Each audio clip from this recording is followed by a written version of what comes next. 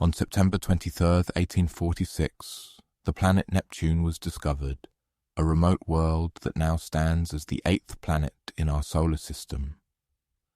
While it could have been discovered without the aid of mathematics, as all the planets in our solar system are closer to us than the stars, it was with the help of mathematical calculations that Neptune was identified. The great astronomer Galileo, using one of the first telescopes, registered Neptune as a faint star in 1612. If he had observed it for several days, he would have noticed its unusual movement against the background of the stars. The planet was not named right away, with a variety of options suggested. However, it was von Laplace who first proposed naming it Neptune in honor of the ancient Roman god of the sea, and was later also supported by the director of the Pulkovo Observatory, Vasily Struve. Today we know much about this distant world. Studies of Neptune were carried out by both terrestrial telescopes and spacecraft in near-Earth orbit. The only spacecraft that has visited Neptune to date remains Galileo. In 1989, its flyby took place at a distance of 4,800 kilometers above the North Pole. Neptune is removed from the Sun on average at a distance of 4.5 billion kilometers, or 30 astronomical units. It has a faint ring system consisting of dark ice particles. Neptune's largest moon, Triton, is in synchronous rotation with the planet and revolves around Neptune in the opposite direction to the planet's rotation, suggesting that it may have once been an independent object. Triton itself is believed to have been captured by a dwarf planet from the Kuiper belt due to tidal acceleration. Triton slowly moves in a spiral to the planet and will eventually be destroyed when the Roche limit is reached, resulting in the formation of a more powerful ring. The rest of Neptune's moons are small, shapeless lumps. It takes Neptune almost 165 years to make a full revolution around our star. In 2011, Neptune completed its first full revolution around the Sun since its discovery. The planet's elliptical orbit is tilted 1.77 degrees relative to Earth's orbit, and its eccentricity is 0.11. Therefore, the distance between Neptune and the Sun changes by about 100 million kilometers around its axis. Neptune rotates in 16 hours, but since it is a gas giant, the actual rotation speed differs at different latitudes. The widest equatorial belt rotates in 18 hours, and the narrower middle and polar belts rotate faster than the polar region, and they rotate in 12 hours. Neptune's magnetosphere and magnetic field are strongly tilted by 47 degrees relative to the planet's axis of rotation, and extend to 0.5 hundredths of its radius. In fact, Neptune is very similar to Uranus. Neptune's bow shock, where the magnetosphere begins to slow down the solar wind, passes a distance of 35 radii of the planet. The magnetopause, where the pressure balances the solar wind, is at a distance of 23 radii of Neptune. The tail of the magnetosphere stretches to a distance of 72 radii of Neptune, and possibly much further. Neptune's magnetic field is about 27 times more powerful than Earth's compared to Jupiter and Saturn.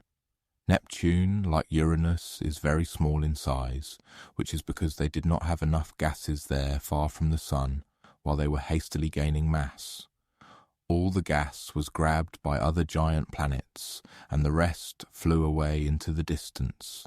So there is only 15% hydrogen and helium on Neptune, which is 1 to 2 times the mass of the Earth, and not 200, 180 like on Jupiter or Saturn.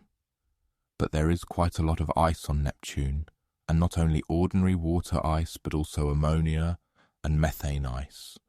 So the planet is rightly sometimes called an ice giant. However, it is necessary to keep in mind that this term is a deceiver. What kind of ice is there at such a pressure and at a temperature inside the planet? It is not ice at all, but what it has long since turned into over time of falling on the protoplanet, Very hot, very dense liquid similar to terrestrial magma, only consisting of lighter molecules that smoothly turn into gas as it approaches the surface. According to the internal structure of Neptune, it is known that the outer layer is an atmosphere of gaseous hydrogen and helium. At its border, the temperature reaches 1727 degrees Celsius, and the pressure of tens of thousands of atmospheres under the atmosphere. There is a mantle of water with amino acid and methane permits in various exotic phases. The temperature rises from 1727 degrees Celsius at the border to 7,000 degrees Celsius near the core, and the pressure from units to hundreds, the coldest place, is considered the upper boundary of the atmosphere, where the temperature drops to 220 degrees Celsius. The boundary of the mantle and the atmosphere is blurred, since the substance is in a supercritical state, in which there is no difference between gas and liquid. On the mantle accounts for 70 to 80% of the planet's total mass. In the center there is a small rocky metal core. The mass of the Earth, according to various estimates, ranges from 0.5 to 3 times the mass of the Earth, but is compressed to a noticeably smaller size. The blue color of Neptune has the same nature as the blue color of our earthly sky, rye leaves scattering, and it is also caused by methane contained in the atmosphere. The substance absorbs the red colors present on the surface, which is why they become invisible to the human eye. By the way, Neptune's neighbor Uranus has a blue-green color due to the same atmospheric methane, but Neptune is a brighter blue color, so most likely there must be another component still unknown to us that causes a more intense color. A study of Neptune's spectrum suggests that the lower layers of the stratosphere contain products of condensation of ultraviolet photolysis, of methane, such as ethane, and acetylene, in the stratosphere. Traces of such unfriendly substances as hydrogen cyanide and carbon monoxide have also been found in the stratosphere.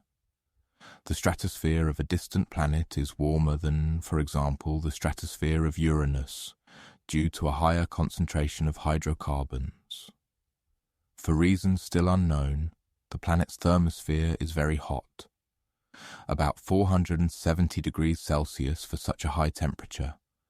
The planet is too far from the sun for it to be able to heat the thermosphere so much with its ultraviolet radiation.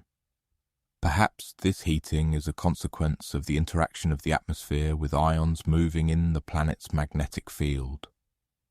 According to another version, the basis of the heating mechanism is gravity waves from the inner regions of the planet that dissipate in the atmosphere. The thermosphere contains traces of carbon monoxide and water that got there perhaps from external sources such as meteorites. Dark spots of Neptune can also dissipate if they move too close to the equator or through some unknown mechanism. Astronomers, with the help of the Keck Observatory in Hawaii, photographed a hurricane just near the equator of Neptune, measuring about 9,000 kilometers. Neptune is the only giant planet on which shadows from clouds are cast on the cloud layer below, since the highest clouds are located at an altitude of 50 to 100 kilometers above the main cloud layer.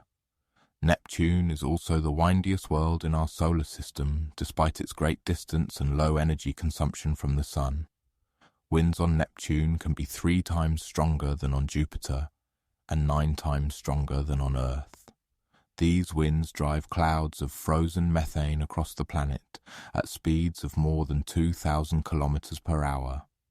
Even the strongest winds on Earth blow at speeds of only about 400 kilometers per hour.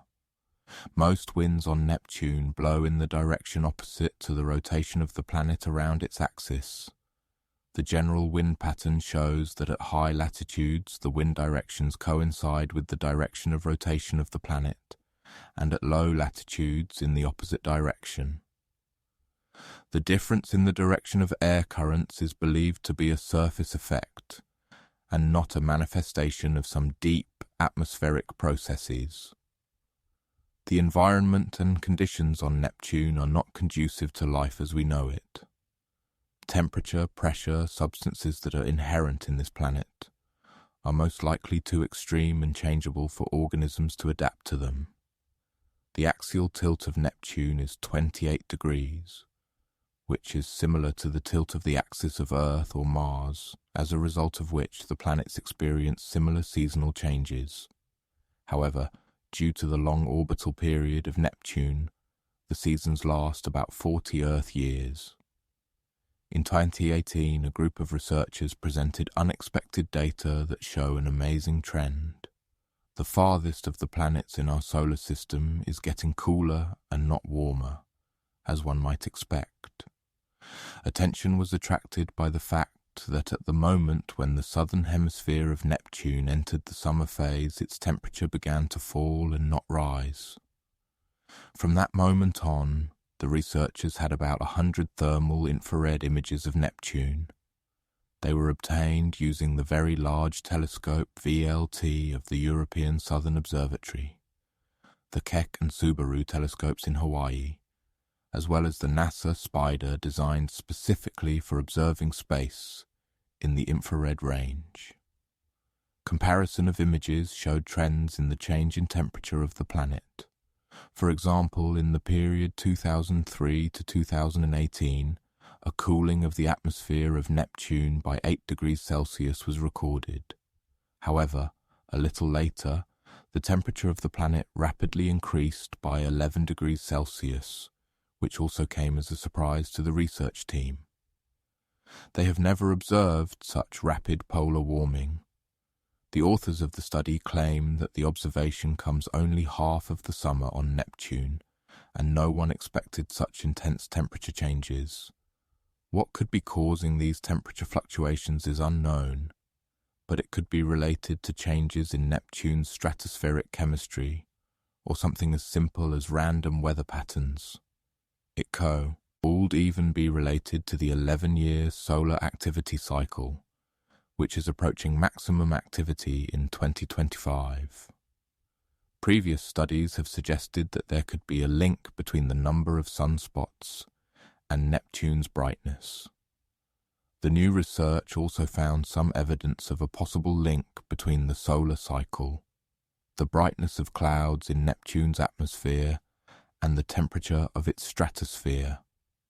The researchers expect that future observations will be more productive since the James Space Telescope was launched late last year, which is now the world's most powerful orbiting infrared observatory. The telescope's high-sensitivity mid-infrared instrument will be able to collect new data on the chemical composition and temperatures in the atmosphere, helping scientists determine the nature of these recent changes. The researchers emphasized that they still know little about the natural change of seasons and, in general, about the most distant planet in our solar system. The dark, cold, and supersonic wind-blown ice giant Neptune is still full of mysteries. After all, it is the most distant planet in our solar system. Neptune is more than 30 times farther from the Sun than Earth. It is the only planet that we cannot see with the naked eye. Well, we will continue to follow the news from this mysterious planet on the edge of the solar system and will be sure to keep you informed of all the most interesting events.